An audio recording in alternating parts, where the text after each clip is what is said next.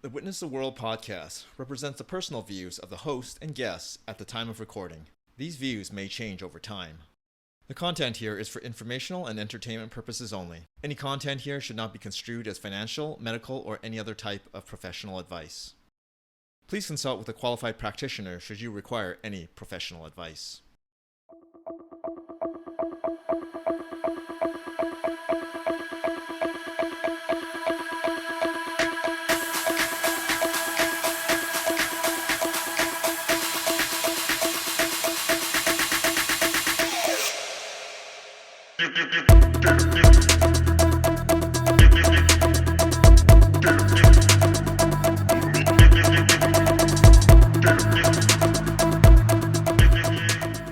Good day, everyone. Welcome to episode 5 of the Witness the World podcast. My name is Ben Choi, and today we'll be speaking to someone from the United States of America. Our guest is a former member of the United States Air Force. He's also a podcaster and social influencer. He's lived a challenging life right from day one, but has persevered through much adversity to find a new path through religion. Today, we'll learn about his journey and how he lives his best life. Soslan Temanson, thanks for joining us today. Thank you. I want to say thank you so much for giving me an opportunity to join your 5th episode. And actually, did you know that number 5 is my favorite number? Well, and number 7 is my second favorite number. Oh, lucky us. It's going to be a good show today then, for sure. Absolutely. Thank you. Perfect. So, Soslan, when I was learning a bit about you from various podcasts I was listening to, I thought to myself, your life could be described as a battle. You've literally battled to survive from day one. Mm-hmm. You battle through all sorts of discrimination growing up, and you're battling every day to share your ideas on how to make the world a better place. Yes. So, to start us off, could you please share with our audience a bit about your roots and what it was like growing up from day one? Oh, absolutely. So I was born on October 7th, 1998. And that's a couple weeks ago was my birthday. It was on a Friday, a week from, I keep on thinking today's Thursday, but it's Wednesday. I'm sorry. So I grew up in Russia, and I was not your average birth. Like I didn't grow up in with a family in Russia. I was not like per se. You can say I love the American dream. I wasn't able to do that. I was given up to an orphanage. Sorry about that. In right at birth, and it was sad because we're speculating that I don't have any other siblings, and that my mom was raped at that time, and there's speculations going on, and so we kind of went off of that. And so then I grew up in Russia for quite some time in my younger years, and I definitely can tell you it was not an average childhood that anyone should live, because out of Russia, we have really bad memories because back in 1998 until I think 2004 to like 2008, during that time, Russia was actually trying to take over Georgia, the country. But at that region, Georgia was attacking our city. So we were at a civil war. And then you add the Czechoslovakias Czech Republic into the mix. And so when you had 3 different conflicts and you had a civil war in hand, you end up with a messy childhood, or you end up with a messy city. And it ended up being the brunt of our city. So we had air raid whistles going on all the time, and that was like the norm. And so because of it, it ended up like you had to live a life with like a per se fight or flight mentality, because you didn't want to give up, because if you gave up, chances of you dying that day is 95% chances of you dying that day. And if you fought, your chances were way better. Your chances were way better to stay alive. And so I grew up, and I remember showering actually with the hose. If we wanted to take a shower, we stepped up back and we showered with the hose. And because our orphanage, I think, didn't have electricity at the time, we weren't quite as advanced. And because we weren't quite as advanced, we had just, basic of the basics. And if it got dark, it meant bedtime. And if it got light, you just started getting up, or you try to do something productive. Um, and I was in the baby orphanage actually. So I stayed in there until actually I was adopted. And because I was adopted, I was the oldest one there at the time of adoption. And it wasn't supposed to be, I wasn't supposed to be adopted actually, because I was supposed to be in Russia, or not Russia, in Moscow, making weapons for the Russian military, and getting brainwashed into like a very early childhood, like they do in Russia. And so throughout the time, the only reason why I did not join the Russian military was because of my poor health. My body was eating itself, so I looked like I was a Pillsbury Doughboy. And what happened was, I found out was that in those kind of situations, when you take a tiny bite, when you eat and stuff, you consume oxygen. Now, the reason why we don't consume like the reason why we're not all big and stuff is because the tiny piece of food that I would eat each every day had oxygen, but I didn't eat fully. So then I was eating mostly of oxygen. And then what happens is that the oxygen turns into acidic, so your body is eating itself up. So that's what was happening. It was like slowly but surely. And I was bloated. My stomach was bloated, and I was pretty much left to die. And a matter of fact, if I would have stayed there at that time, the way I was going at it, I was probably going to be left out on the streets or sold into human trafficking. Because that part of Russia also traffics people, sex slavery. And this was evident when my first family that went there, they stayed in a hotel, but half of the hotel was blown up, and the other half was just what was left of it. So they stayed there, and they kept on having prostitutes come up to their door asking if they can stay in the room and asking if they can seek shelter or have a safe haven situation.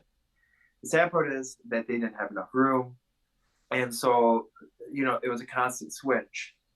And then it was interesting because according to the individual, he stayed in a hotel, and they said that every half hour they would see these big military parades go through the city, and they didn't know what to do.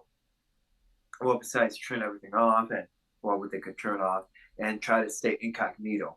And because the KGB was there, at a huge presence, and especially when they were there, they had to go on a new route to the orphanage each and every single time because they didn't want to have the Russian military or the KGB following them and then eventually having something bad happen to them. And so, there was this fine distinction during my time in Russia where I actually remember eating wolf meat. It was out of the garbage. And the wolf meat had fur. And the only reason why I remember it is because that taste never gets out of your mouth. It's pretty disgusting. And so that's what I remember. And then I also remember just drinking water and taking people's food, and it was like more that fight mentality. And yeah, and so it was a very rough time during that time. Thanks for giving us some color on the what you went through there. So I guess one question that some people might ask is like, is that like a normal orphanage? Like that is kind of par for the course. Am I correct in saying that? So what happened is that we live in Russia. So that part of the country was under serious suppression of the government. That part of the government was under suppression, and like if you even spoke out against the government, you were like either arrested or you went to a work camp. Now, the only two cities that are somewhat like have to be nice is your St. Petersburg, Russia, and Moscow, because you have to get tourism. And those are also the only two cities where, per se, your foreigners, not Americans, but other foreigners can go in and adopt if they want to, because they have to keep the cities clean and they have to keep it like high maintenance along with the buildings. So they have to clean up the buildings, they have to clean around to kind of, I call it the propaganda city. You have to somehow entice people to visit because of the architecture and because of like the beautifulness of the city and even the country. So you have to portray and put a propaganda out there. But once you get to the nitty gritty aspect of it, Russia and stuff, then you kind of get to, oh wait, this is not what I signed up for. It's like, have you ever watched the game show where you get like a brand new prize and the box is like all glamorous and it's got diamonds and it says, well, you won the box and the mystery prize, I should say, compared to the actual prize. So you get two prizes and you're like, I'd rather pick the mystery prize. So the mystery prize is a pile of garbage, pretty much. And when you're under conflict and when you're under a war zone, you have to somehow. They don't want to rebuild because it's probably good. Chances of getting bombed are 100% or some kind of damage to it, um, and all that. And a matter of fact, if we had stayed there 2 hours later, I would not be speaking in front of you because the orphanage did get bombed. As a matter of fact, and it was ended up being a rescue mission, and it was just ended up it was a very sad situation. And a matter of fact, in that same city, actually, there was a school in 2001 or 2004 on September 1st that got burned down. The school got boarded up, and then it pretty much was one of the biggest school hostage situations. The sad part is over 410 students and 210 teachers did pass away because of the conflict. That's kind of what kind of a situation our city was in. And that's what kind of the situation we were in and how it ended up being a life or death situation. I see. Yeah. Thanks for taking us back there and yeah, sharing all those details there, Soslan. So eventually you left the orphanage and you were Yep. adopted by a family. And so I guess for the next question I want to ask you is like, so how did it feel, to get adopted and get a fresh start in a new country? And getting adopted again. I was adopted twice. So I definitely can tell you, I never expected what America was going to be like. And, taking the hot shower was one of the nicest things I have ever had. And even getting hot food, per se. We never really had hot food, and we never had enough abundance of food. That's one thing I found out as a little kid. I'm like, oh my goodness, there's like so much food. What do you do with all of it? And as a little kid, you just like go out and you eat till your heart contents. And that's what I pretty much did as a little kid. And so, but I remember, with the first family I stayed at, I remember at school I would take people's lunches. I would take people's food, and I had a tendency of hoarding. Now, the only reason why I had a tendency of hoarding is because when you live in a country that doesn't have the abundance of food, and when you live in a country where you didn't know if it was going to be your last meal, or you didn't know what was going to happen, you didn't know if food was going to be cut off, you didn't know what was going to happen. So what you have to do is you have to hoard. So I ended up taking people's lunch boxes and hoarding them for later. Well, what happened is you can't do that in America. And so I got in trouble. I kept getting in trouble multiple times for doing that, um, but then I grew out of it. And I also remember when there were police sirens and when there were like any sirens that had to go on, I would go underneath my desk and roll up and cry. The only reason why was because I was afraid of the police officers that would come to the school or would come by. I didn't know if it was going to be like, I didn't know if I was going to be taken away from them because you had bad people that would dress up as police officers and would go into orphanages or even sit out in the orphanages outside their doors and would snatch the kids and use them for trafficking purposes. So I didn't know, or even drug deals. I didn't know what was going to happen. So whenever I heard sirens, I had to break out of that. And that took some time, actually, along with thunderstorms and lightning. When I thought of thunderstorms for the longest time, I thought there were bombs going off, and the light was the reaction of something, the bomb detonating itself. I thought that was happening, and I thought the thunderstorm was the aftermath of it. But then somebody told me, once I got a little bit better, hey, just think of the angels bowling. When they get struck, the lights are going off, and the aftermath is like the bowling ball hitting the pins. That I thought of that for the longest time. So whenever thunderstorms would come by until I grew out of it, until I found out that it's a weather pattern, it doesn't happen, it's not man-made. I thought, well, the angels are born, I guess, And so that took some time to grow out of it. And another instance was, and I didn't realize what bullying was until I got picked on, and it started picking on really the second half of the family, my second family that I was adopted on, where people really started not liking. I did not know that people didn't like each other or something like that. That's when I started realizing, oh wait, we do have some people that don't like each other. But in Bend, Oregon, I was too young and too innocent to understand that. So what happened was we had to read a book. And I remember because my first family, they said that they absolutely laughed. It was in a good way. I raised my hand like a good individual. I said, hey, teacher, I would be happy to read the book. Well, what happened was I stood up in front of the class. I started reading the book, but the caveat to it was the book was upside down and I was reading the back of the book. So I was not even reading any of the things that we were assigned, and the kids were laughing, and it was like ended up being a funny moment in my life. Thinking, oh, whoops, that was a big hiccup in my life. But now I know how to read a book, and I just look back on that. And I think it was funny because I thought, I loved being, I loved getting involved. So it was fantastic. It was great. And another thing is, I would always make sure that I would be around people, and so that's where that not attachment, but that's where growing around and making friendships became really important for me, because from an individual that does not like is not wasn't given an opportunity as a kid to grow, development, a relationship with either family or the personal family, even as like knowing what true friendship was, I ended up saying, hey, you know what, you want to be friends? Or I would talk with any random stranger, thinking, oh man, I'm going to miss you, friend. Well, I had to be very careful about that in cities and especially in America, because I understand that people don't like each other, and you have to kind of and start creating yourself in a circle, and that's where you have to put good people in your inner circle per se. So, Soslan, when did you feel that you were comfortable, with living in the United States? Did it take a couple of years before you got that comfort and understanding?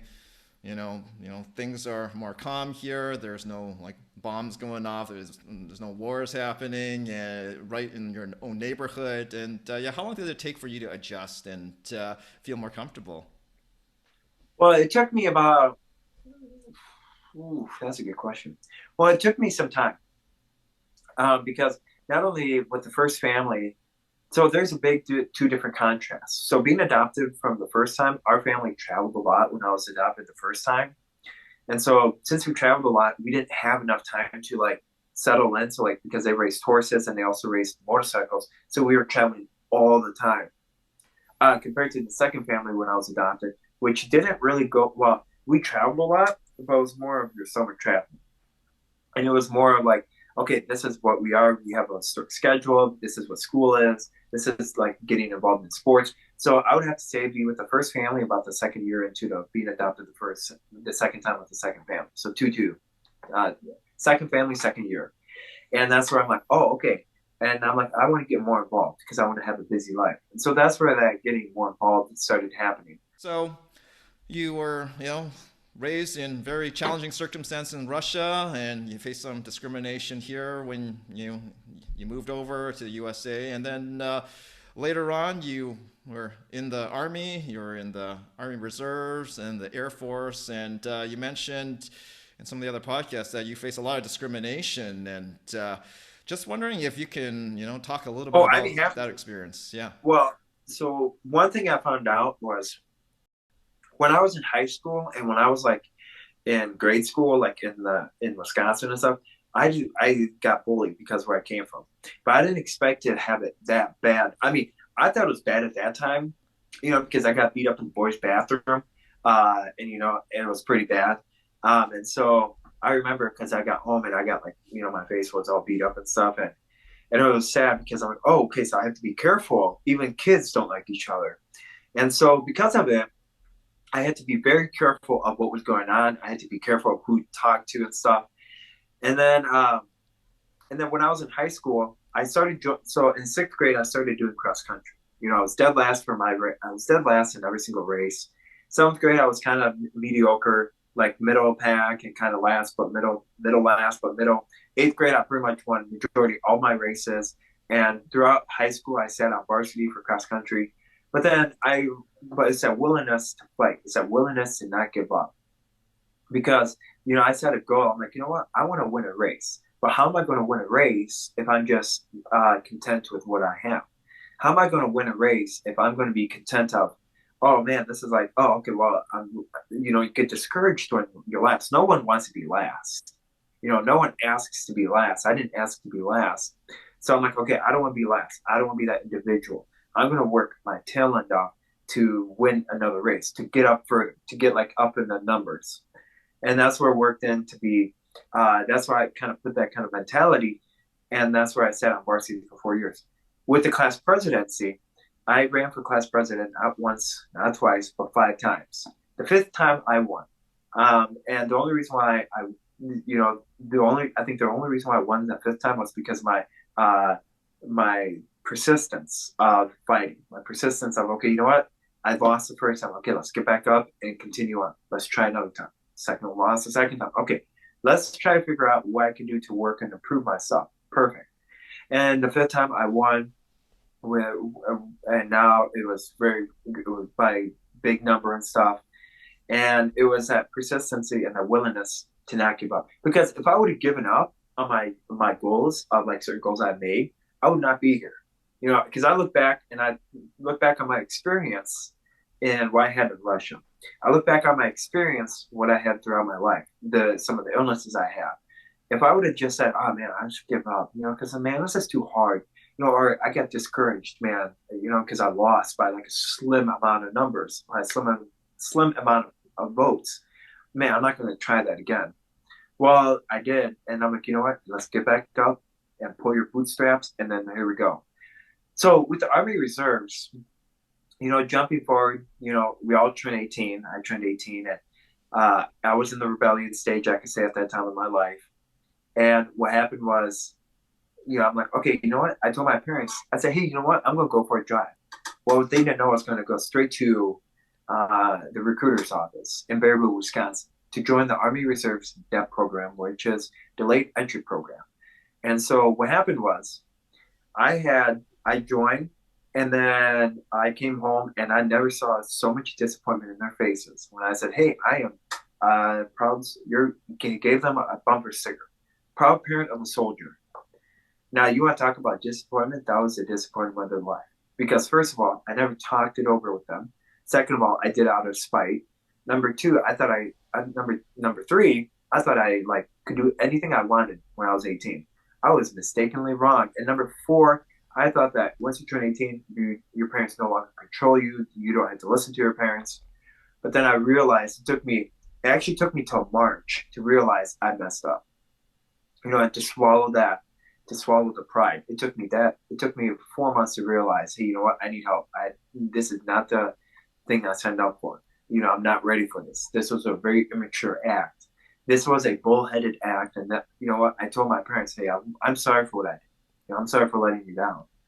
So what happened was, I was in the Army Reserves DEP program. And it took me till March to realize that I messed up. It took me till March to realize, hey, you know what?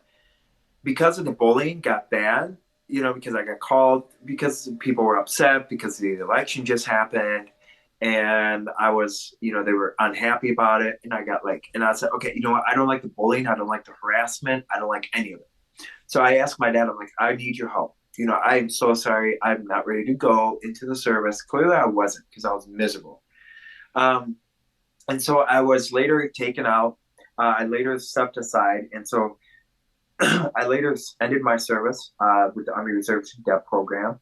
And then I said, okay, you know what? I still want to serve, because I said, I want to serve because I want to say thank you to the country that gave me an opportunity to live the American dream. Now, in order to live the American dream, there has to be, because nothing in life is free. That's why I came as a mentality. Because if America gave me the opportunity, then I have to repay back America by taking my time in service and joining the military. So what happened was, I joined the United States Air Force, and I left for basic training. But this time around, I had support from both of my parents, and it was led by prayer, and it was led by a lot of studying with people, and it was led by humbleness and thinking, okay, you know what? I am ready for this step. Is it going to change my life? Absolutely. Is it going to change me forever? Yes. But another thing that I had to look at was, I was a follower of Jesus Christ, but then I wasn't really a follower of Jesus Christ because I didn't know what's going to go into. So what I mean by that is, the military changes you whether you like it or not. They either can make or break you. How they can make it or how they can make you is that they can either, if you go in as a follower of Jesus Christ, you're going to be more reliant on him, because you're going to be in the situations that you're going to be in. You're going to seek for some kind of peace and assurance. And the only individual that can do that is Jesus Christ. And so that's what that had that big of a reliance on my heart, is that I was a follower of Jesus Christ. But I didn't know what it really meant to rely on Jesus until I joined the Air Force and thinking, okay, you know what? I'm going into the different part of the country, literally. And so I left for basic training. And it was funny because my worst flight, and I fly a lot actually. My worst flight that I've ever taken was from Milwaukee to Minneapolis, from Minneapolis to San Antonio, because it was that time where like you're very antsy, you're very anxious of what's going to happen. You're speculative, and you're like very, you want to know what's going to happen from right when the tarmac lands, or right when the wheels hit the tarmac. You want to know what's going to happen next. And I didn't have that assurance. I didn't have that. So what happened was, I remember when we landed, I called my parents immediately. I went as slow as I could through the airport before I had to go in front of the drill sergeant to the area where they sit with the recruits, where they force you to sit with the recruits. So it was funny because I got off the plane. I kind of went as slow as I could. I'm like, hey, you know what? I'm going to go to the bathroom. Can you guys wait for me? So what happened was, I went to the bathroom and I went as slow as I could. I kind of just drag-footed my way through, because it was not like, and while I was talking to them, I'm like, hey, you know what, Mom, I landed, and I told my dad, I'm like, hey, I landed. I love you guys. I'll call you guys in a couple of weeks, and bye. And then we went on our way, and we had to be quiet. And it was like, the only thing that I kept on going through were the Bible verses that I remembered. And it was like just that assurance of God saying, okay, you know what, you're going to be okay. And basic training was fun.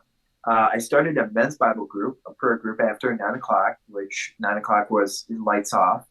And it was a very awesome experience because we actually went in the bathroom and prayed, and after lights went out, and normally we got in trouble. But what happened was, since we didn't get in trouble, because I chose to do night watch. Now, what night watch is, is called CQ duty, which is central quarters duty. So what that is, that you have to watch the door, and you have to like walk around the bunk area, like where the people sleep at, and you have to make sure that they're not doing anything out of order and all that, etc. And I'd like to do it between 10 and 12, because first of all, I can't really sleep at 10, and at 12 o'clock is normally when around bedtime, and that's what I kind of stuck with it. So after lights went out, I would talk to the CQ. I say, hey, you know what? Can I take your last hour? And they're like, absolutely. So I would end up taking from 9:30 to 12. So I was one of them that kind of led the Bible study, and at the same time kept watch. And during that CQ duty, I wrote letters to my family, because I was on downtime, and we were very busy. And it was a very cool experience. And I wasn't hazed. I wasn't in trouble. I didn't get in trouble. I didn't get like in trouble by my flight and stuff, because we were all under pressure.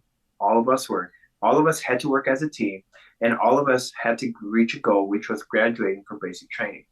So what happened was, after I left basic training, I went to Shepherd Air Force Base. And that's where I started getting a little bit of a taste of what it was going to be like, what active duty was going to be like. So I stopped attending chapel. I got complacent in my faith. And, it kind of rocked me to my core when I failed out of HVAC, which is heating and ventilation and cooling. And there's nothing embarrassing to fail out of that and telling your parents, because then you have to go in front of a board, and you have to go in front of the Air Force board, and they have to say, okay, why should we keep you in the military? Why should we keep you, and why should we not allow another person to fill your spot? Because we can easily do that, because they're just a number after all. And so I knew that was coming up. And so what happened was, during that downtime I had, which was about a month before I had the meeting in front of the board, I had to come up. I founded a program called the Pass It Down, which is a suicide prevention program, because I realized that so many of our service members were committing suicide. So many members were battling depression and battling all these obstacles that is called mental health. And I use the term obstacles, because all of us go through those obstacles. And so what happened was, I started the suicide prevention program, and it was also meant for a letter campaign from the public to write letters to our servicemen. And it was a success at the base, because we did a cooking and we did an outing at least once a month to show to people from all ranks, and you know what, we're just like you. You know, we're not different. We're just like you. So let's sit around. Let's play ball. Let's play volleyball.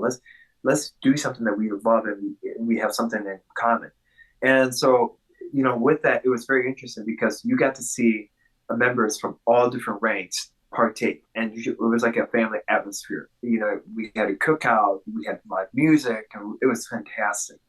And it was something that that's Pass It On movement was intended for. So I went in front of the board, and they said, hey, because because you know what, because of what you did, because of your actions, because of the accommodations you did, we truly are going to miss you. You know, we're going to give you an opportunity to go retrain again. And it was sad because never in my, I was taken aside in my last formation at Shepherd Air Force Base. And I was moved to tears when the individuals at Shepherd Air Force Base, they said, you know what, we're truly going to miss you. You know, you impacted this base and you impacted other people's lives because of your movement that you started. And we're going to implement those things that you started. We're going to implement this on this base because we want to save lives. Because like you said, one attempt is too many. And I said, thank you. And I was moved to tears. Well, I went to Lackland Air Force Base for fleet management and analysis, which precisely I worked with nuclear vehicles. Well, there I got with my other friends I went with basic training with, and they kind of went and we went and said, okay, let's do this together. You know, I worked hard. I worked hard at my PT. I got like in grindstone. I would attend chapel, and I would like, I was all excited. I was fired for Jesus, fired for Christ. And so the cool thing is I graduated as one of the top of my class, and I was on my way to Japan. And it was, boy, was I in for a treat.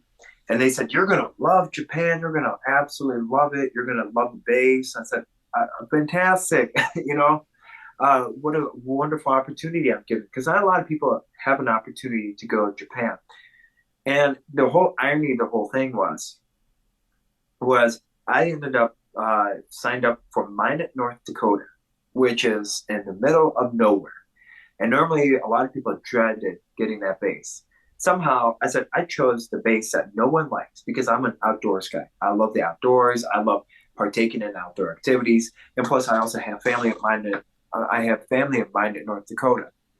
So what happened was I ended up going to Japan in June of 2019.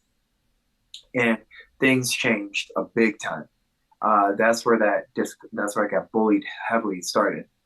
And that was very noticeable when I got called out for where my name was, because I was born from Russia. And I kept a lot of things behind closed doors.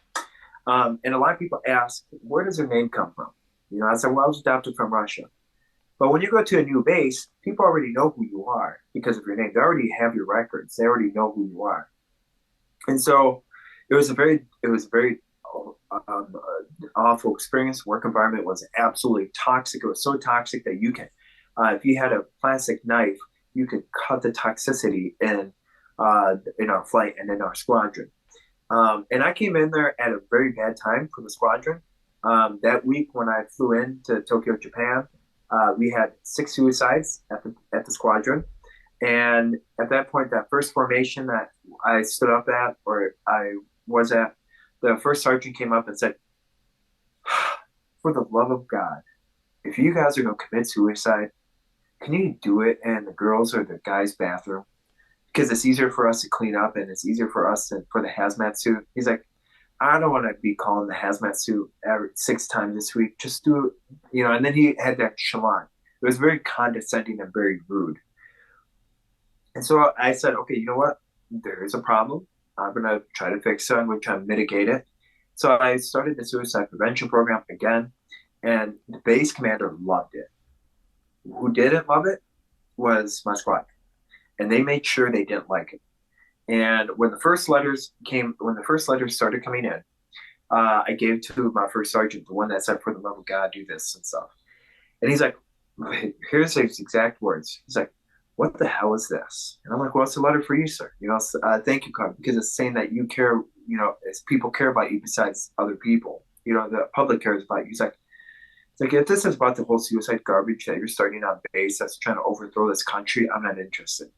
You know, and I'm like, what? And so then what happened was my supervisor turned me in, and I had to be investigated whether if I had meddled in the 2016 election.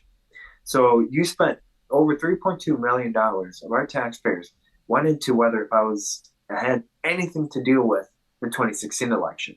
And during that time, I was given absolutely the worst tasks you can ever ask for. I was meant to, my job was to work with nuclear vehicles, not to clean up the bathroom, not to go in and do like unawful, like out of job tasks. Like I didn't work in my job for the first month I was there because they were investigating whether if I meddled in the 2016 election. So they didn't want me to deal with classified information. And on top of that, I got bullied because of the church I attended to, and I attended not one but three different churches, one on base, two off base. And I started relying heavily on Jesus because I realized, okay, you know what? I feel like I'm getting in a very toxic situation, so let me go attend the church. So I attended a church, and it was very interesting attending the church because that gave me peace and comfort. That gave me the assurance knowing, okay, you know what? That's something I can look forward to. Working with kids after school or after they're done with school, leading a Bible study, a men's Bible study. How cool! I get to look forward to that. But then I had to deal with the work environment, and it got to a point where I would cry when I get home. When I got back to my place, I'm like, why did I join the military if I was going to be treated like this? Why did I join the military if I was going to be called a Russian Jew or Russian commie and sleeper agent and have people like throw quarters and pennies at me and tell me to perform these circus monkey? Why was I going to do that? That wasn't going to be enjoyable. So the whole thing got to me. It didn't get to me, and I tried to use stress relievers and I tried to use stress mechanisms. I was thinking, okay, you know what? Here's what I'm going to do to cope with stress, and I did everything as I could. And so it got to a point where October 2nd of 2019, where my life changed forever. And I was off that day. I remember it because we had PT that day, and it was a running day. And I ran, I was very healthy. But then after we got done with PT, I wasn't myself. I don't know if I ate something wrong. I don't know what happened. But then I said, you know what? I'm not feeling so hot. So then I had one of my coworkers. Well, I asked somebody from my church group to call me to pick me up because my flight wouldn't do a single thing I asked them to. So I said, hey, you know what? I'm not feeling so hot. I'm back. I don't think I'll be able to ride my bike home because I rode a bicycle because as being in Japan, you want to be environmental friendly. You want to be appreciative of their environment. That's not against buying a car, especially if you're in the military, because they slap the highest interest rate on you as they can. So I said, no, I'd rather stick with the bike. So I said, okay, I'm not going to bike because I don't feel like it. I was just feeling sick. I was lightheaded the whole entire time, the whole day. And then I got home. I laid my head down around at 4:00. When I got home, I took off my stuff. And I said, I'm not. And I took off my uniform, knowing that it was going to be my last time taking off my uniform. And I did not know, looking back on it, that was a very sad time. And I said, hey, you know what? I'm not feeling so good. And they're like, hey, you know what? Okay, let's just go. Let's go to Bible study. Let's go off base. Maybe that'll help you. Maybe we can see somebody. We can pray together and all that. And I said, okay, let's do that. And then I called him at around 6:00, and I'm like, hey, you know what? I'm not feeling good. No, I am seriously not feeling good. And he's like, no, you're good. He's like, it's already too late. And so I'm like, okay, you're going to have to help me go down the stairs. So what happened is this individual got to my room. He helped me get down the stairs and helped me get in his car. And not knowing that would have been my last time being in my room. Knowing that would have been my last time partaking in any of the flight activities. That was going to be my last time and last glance of what my room was. And it was sad looking back on it. And that riding my bicycle was going to be my last time riding my bicycle to work. That was going to be my October 2nd was. So we went to Bible study, and the pastor there said, okay, Sasha, you do not look good whatsoever. Your body was it was ashy color. Like I lost all color in my skin. And I'm like, hey, I just need coffee. I don't know what's going on. And I didn't really eat that much. As a matter of fact, I don't think I really ate much of anything because I didn't have an appetite. So, but I did drink 2 cups of coffee with creamer. And it was slow and steady. And then 8:30 p.m. hits after the Bible study. And next thing you know, I stood up and collapsed. And I said, okay, I don't know what happened. I stood up once. I stood up 3 more times before the fourth time collapsing and being paralyzed from the neck down. I had to get transported to the hospital. And here's how like uncomfortable, like here's how our flight did not like me at all. So I was in the hospital paralyzed from the neck down. And the Air Force my flight didn't even bother to communicate to my parents, saying, hey, this is what's going on. This is, how can we help you, and all that. They didn't do a single thing. And the only people that did it, the only reason why my parents knew about it was because of the churches I attended, the off base and churches on base and off base. That's the only reason why they kept in touch. And I look back on it and I'm like, man, that was bad. You think that the military was going to be together and stuff. Now, the flip side of it, there's good bases and bad bases. I ended up getting in a very bad base with bad leadership. And I was medevaced back to San Antonio, Texas, where I was going to be at Fort Sam Houston, which would have been my last base that I would serve in my military career. I was paralyzed 3 months from the neck down. I had to relearn how to do everything, relearn how to talk, relearn how to write, relearn how to do everything. And it was just it was frustrating, because I had good days and bad days. There were times when I said, okay, you know what, I'm doing good. And there were times where I wasn't doing good. And I said, okay, how can I, and there were also times when where I was like, I had a big major slip up, like a major fall back. So I took 7 steps and I fell back 4 steps, but those 4 steps ended up being like major 4 steps, like 4 leaps back. What happened is I had completely, certain of my body appendage, like inside my body wasn't functioning properly. It just kind of stopped. And so that's what caused me to go back in the hospital. And then I had to go to a new acute rehab facility to relearn how to do everything that I sadly lost. I had to memorize things again.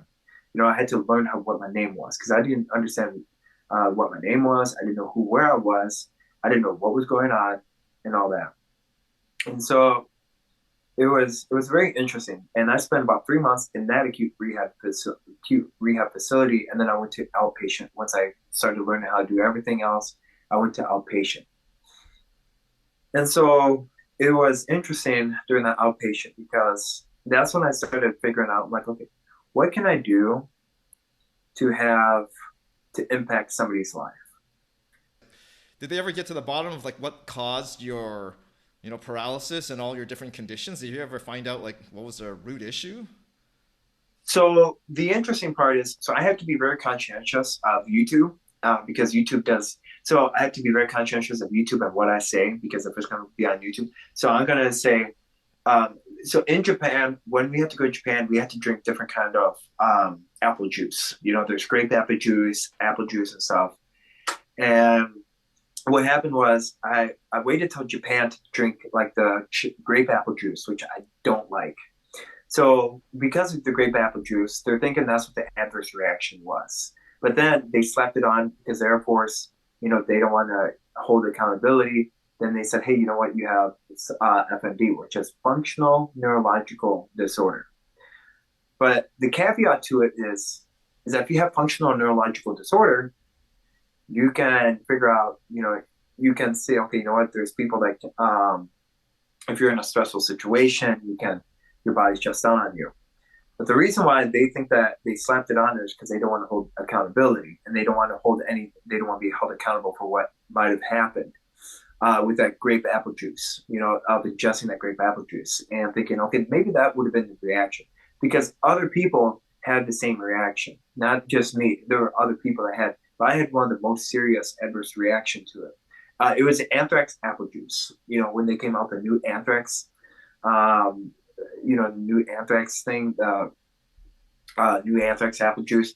They had to give you that, and I waited till I waited till I got to Japan to get it, and then it took about a couple months for it to kick in. And the whole interesting part of it was that if you talk to the military and stuff, they don't really want to kind of hold accountability. So they just said it was mental illness, and they said that was like it really wasn't anything.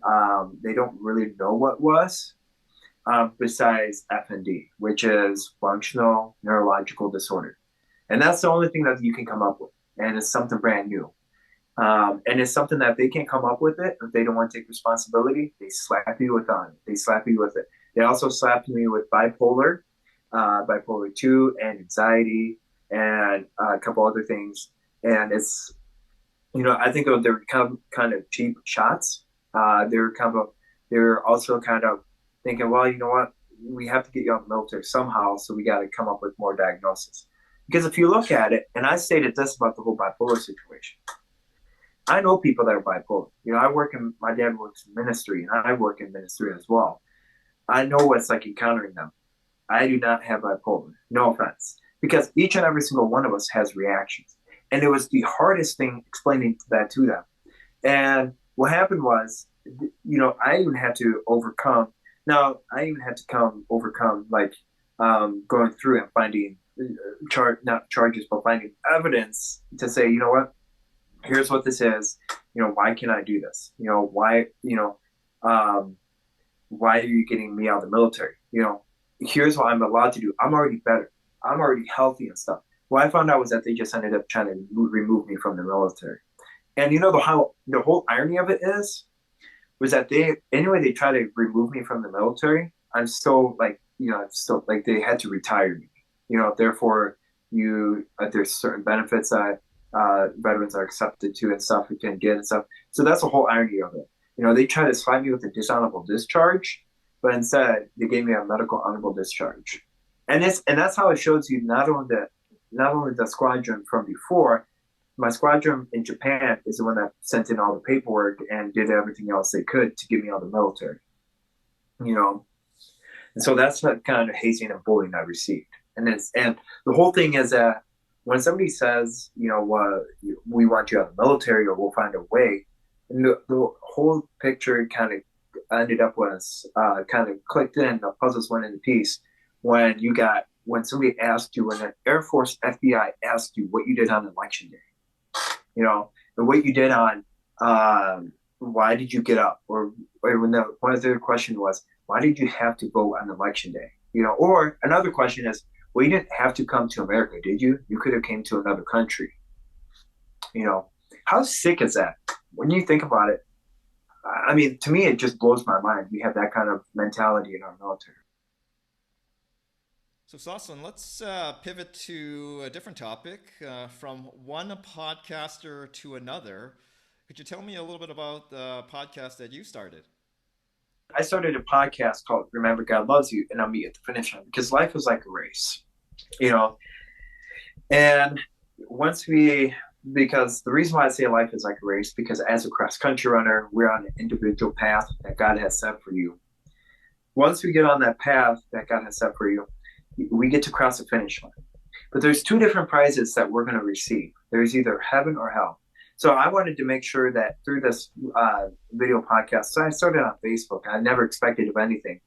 I said, okay, what can we do? So then I started doing a Facebook live stream, and that was okay. And I was getting busy back to my life. And then I started getting a little bit complacent not complacent in my faith, but I kind of stepped back from the podcasting. And so then I started back up after I got out of the, once I started the Nicolay Bible Institute, which is a wonderful Christian college. It's a 1-year Christian college. I highly suggest people to look into it, or just kind of see what they're about. And it was interesting because the professor is like, well, what's there to be afraid of?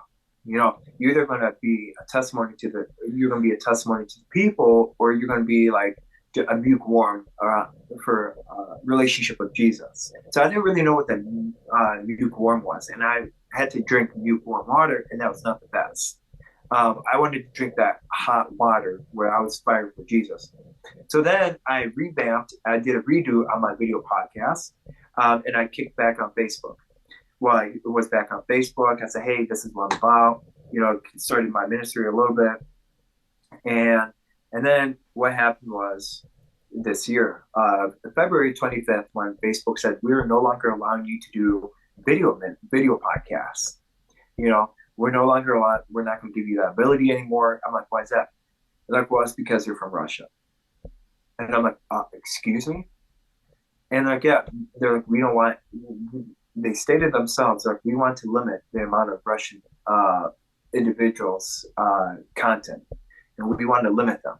We don't want to have them too much of a voice. I said, the whole funny part to it was, and I said this sarcastically. I said, the funny part is, I feel like this kind of oppression, this kind of limit the freedom of everything else to come to. I feel like this kind of a style of government and this kind of media suppression to only come to it again in America.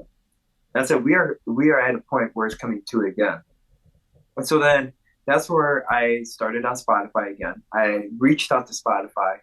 And I said, hey, you know what? I was wondering if I can, I'll send you some of the videos I did. And I was wondering if I can, go on your platform, just very minuscule. And through Anchor.fm, they referred me to Anchor.fm. And I said, hey, we're going to give you a shot. We're going to say what you're like. We're going to give you a shot. We're going to see what you're about. And sure enough, I started posting like biblical stuff, and it started growing. And then just recently, I think a couple of months ago, I started bringing guests on my show. And then I started stating that the direction of this country and how more and more Christians are being attacked. I said, okay, you know what?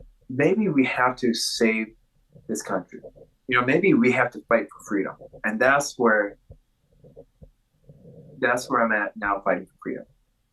And that's where I think it's important that we acknowledge that, we are about to lose that in this country. And I'm going to do everything in my power to make sure, and actually with the help of God, to make sure we don't lose it. But that's by educating people. That's by educating people, saying, hey, you know what? This was like living in a country that didn't have freedom. And now this is what it's like. Now I can live a life that has freedom. Yeah, so that's basically the crux of why you set up the podcast. Like, you want to kind of, educate, and share, a little bit about your life, but also, how important, freedom is, the freedom to think, freedom to say, what's on your mind, right or wrong. And especially with your background, living in a place where, ideas, could not be freely voiced. And so is that fair to say that was like the reason behind that? Oh, 100%. And a matter of fact, it actually evolved and it grew into a little bit more, and it grew into saying that. And here's the whole thing is, I not only during the whole freedom stuff and during the whole freedom thing, I hit both sides. It's not just a Democrat podcast. It's not a Republican. I don't favor one side or the other. I hit both sides because if you hit both sides, because both sides have an agenda. That's the whole thing I want to say. I want to educate people. I said, both sides have an agenda. And I want to give the person the ability to think for themselves, not to think one way or the other. I want to have them think free thinking, free will thinking. And so that's where I kind of educate people on stating, hey, this is what's going on. You need to be aware of it, and stating that there's good people and bad people in every single party you can think of. I know there's good agendas and there's bad agendas, but both agendas, both worldly agendas, are bad. They lead to a very corrupt and decrepit way. But there's one agenda, and that's, there's one way of thinking, which is thinking that, okay, you know what? We're here temporarily. We're here. How can we minister to Christ? How can we spread the God's word?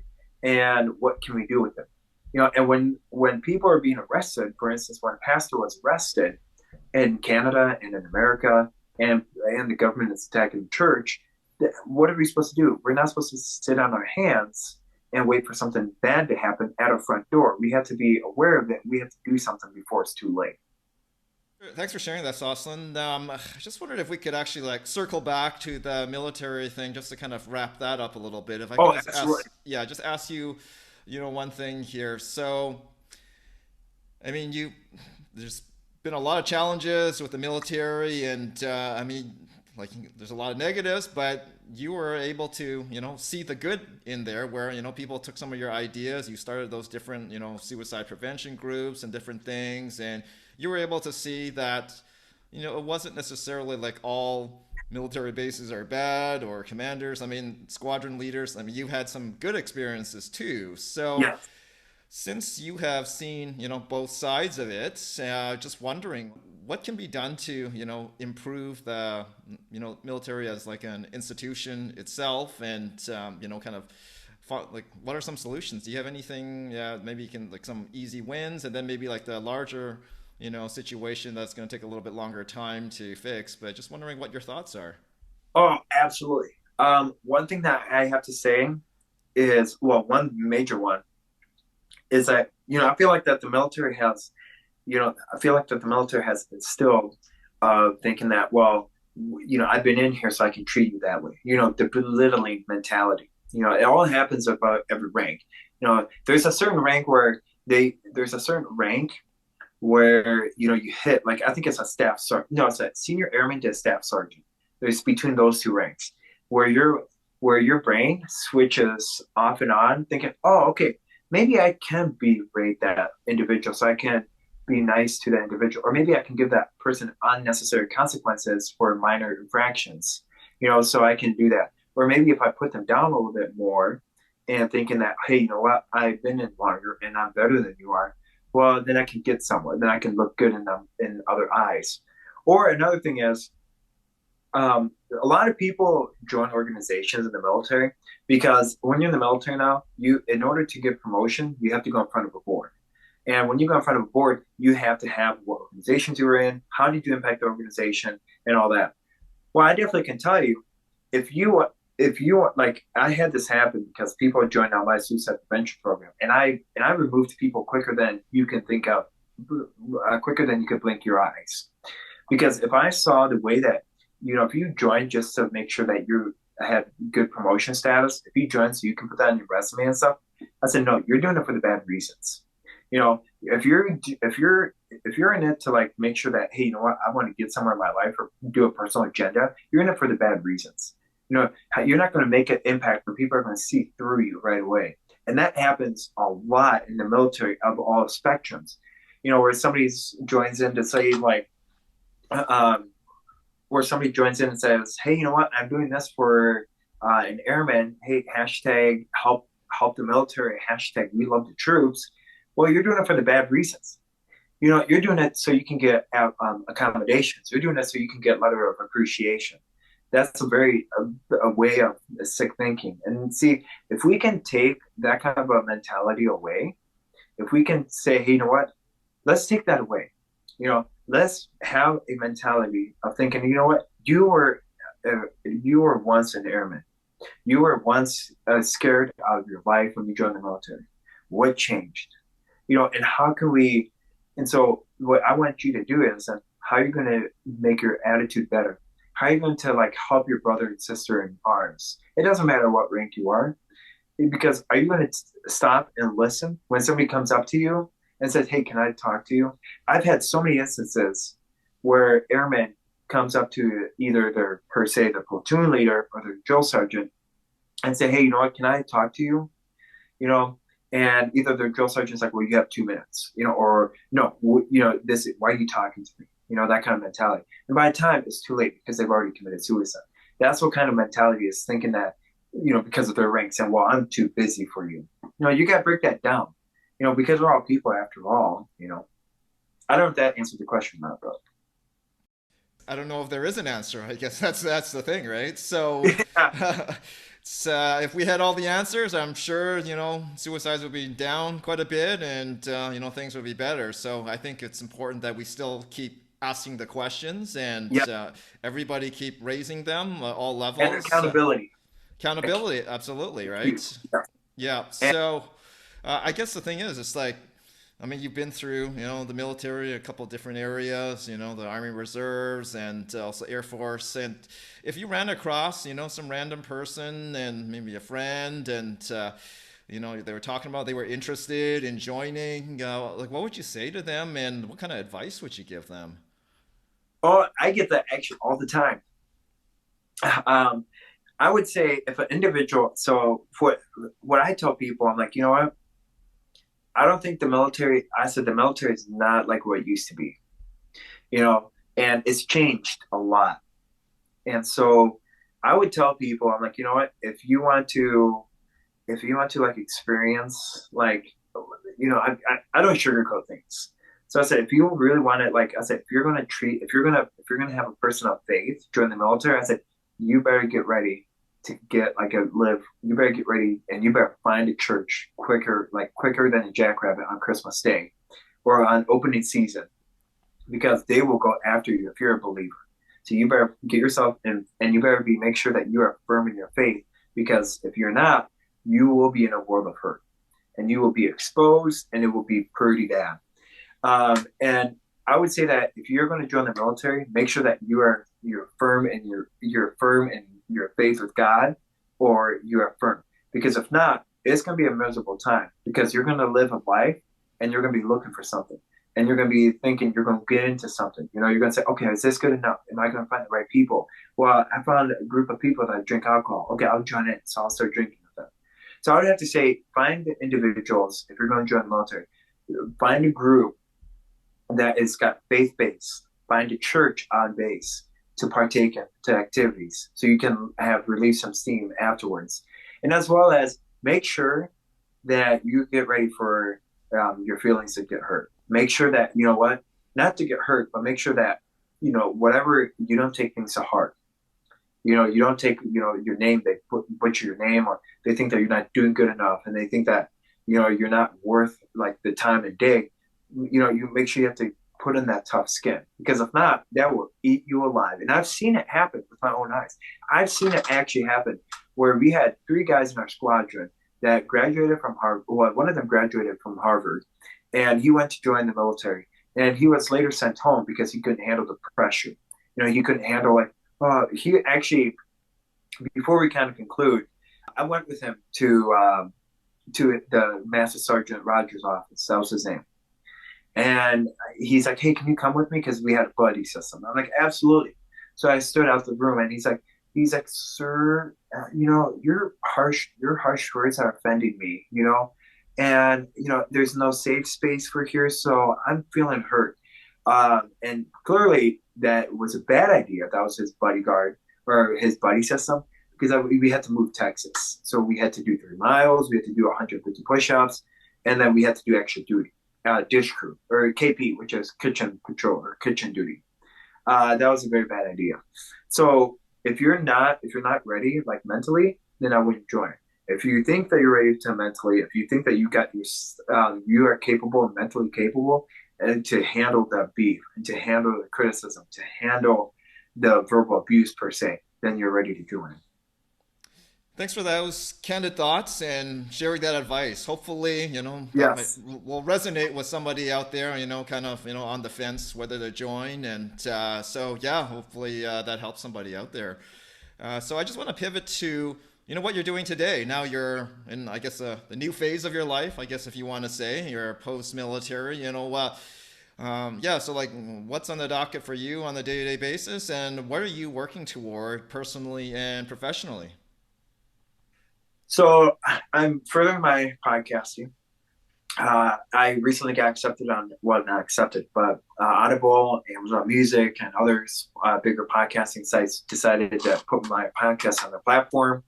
I travel around speaking about freedom and going to speaking engagements and talking about the importance of depicting the importance of the direction that America is heading to, and how we can save this country from going to Russia 2.0.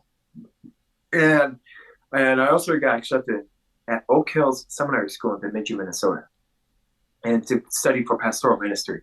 So that I will be starting school in January. So I'm very excited and I'm looking forward to it. And I think becoming a pastor is my calling.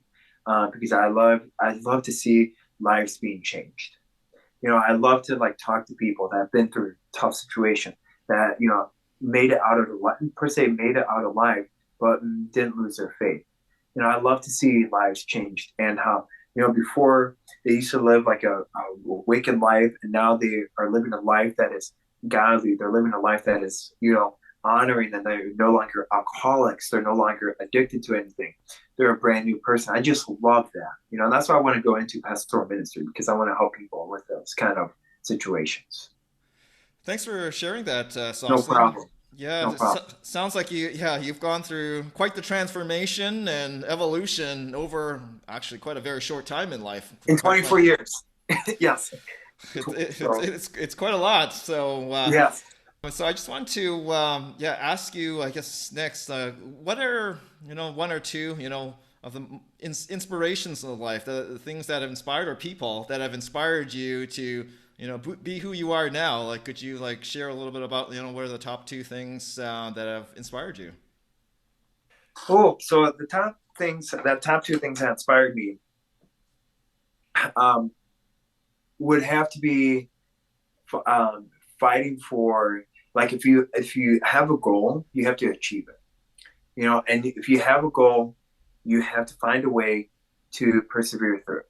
And if you have a goal, find a goal that's attainable. Because so many people, they like, I want to be like, for instance, um, when I was in cross country, I said, what, I want to be middle school. This was my goal. I wanted to go in varsity cross country, and I wanted to go to run in college. Um, what happened was, and I was in eighth grade, so I said, okay, well, let's make smaller goals. Okay, let's get under 12:30, or let's get under 12 minutes, or let's get under 13 minutes. And once you achieve those smaller goals, then you lead up to the major goal. So you can make a big goal, but make smaller attainable goals, and per se minor milestones to achieve the major goal that you've already set. That's number one. Number two is when somebody goes after you, your character, or when somebody like just talks bad about you, because like either it happens at work, or you feel like that you get bullied, or you feel like you're getting harassed, or you feel like that you're just not worth enough. Just be happy with who you are, and know that no one really can hurt you. It's how you handle it. Remember that people are always there to listen. You have your family there to listen to. You can see like counselors to speak with, and you can also make sure that get back up. Don't be afraid to get back up and prove somebody wrong, because I like this metaphor. If you allow somebody to live rent free in your line, you're allowing that individual to control you, and that person doesn't even have to talk to you. So I say, if you don't want to have somebody live rent free, and if you have that coworker, or you have that college student, or if you have that individual that nags at you for every single thing and that puts you down, just say, what, I want to prove you wrong. I want to work better. I want to stay the extra hour. I want to bring on extra tasks. I want to like do extra things to prove you wrong. And to like say, by proving them wrong, is that you're taking a higher ground, and don't say anything that you're going to regret either. Don't react. React in kindness, and react in like doing something else. Don't react in anger, and as well as in spite. Those are the top two I would have to say. Excellent. Yeah, thanks for sharing, Soslan. No So problem. as we wind down this podcast, I like to ask everybody, a two-parter question to kind of wrap things up, so to speak. So here goes. What are you most grateful for, and what are you most looking forward to in the future? So what I'm grateful for is I'm grateful for a family. I'm grateful for a family that has been along my side and that took me in for the second time, my second adopted family. I'm so blessed that they can come alongside and be there along during my ups and downs of my life, and that they never left me. That's what I'm grateful for. What I'm looking forward to is I'm looking forward to when we get to cross the finish line and we get to be in paradise. We get to be up in heaven. That's what I'm looking forward to, because realistically, our time is short. Anything can happen to us. So I'm looking forward to when I get to meet my creator and I get to hear him say, "Well done, my good and faithful servant." That's the two things. Yeah, thanks for those answers, Soslan. No problems. So it's been terrific having you on. And if people want to know more about you or connect with you, where can they find you? So I would like to say thank you so much for the opportunity again that you've been given or that you have given me. And if somebody wants to find me, they can find me on Facebook, Soslan Temanson, Soslan Temanson, or they can find me on Spotify called Remember God Loves You, and I'll meet at the finish line. If you put that in your search engine, good chances of either Spotify or any of the podcasting sites will bring it up to just give her a follow, to listen to. And then if you also want to follow me on TikTok, that's a new trend. I post new content on there frequently. Just put Soslan Temanson in your TikTok engine or search engine. Clearly, I'm not familiar with TikTok because that says search engine. Just put it in your TikTok and then I'll pop up. And then as well as Instagram is Soslan_Temanson 2024. And it'll be in that link below. I think it will be, right? Yeah, no, thanks for sharing that, Soslan. And for sure, we're going to add those to our show notes. That's a wrap, everyone, for episode 5. Thanks for joining us, and namaste, everyone.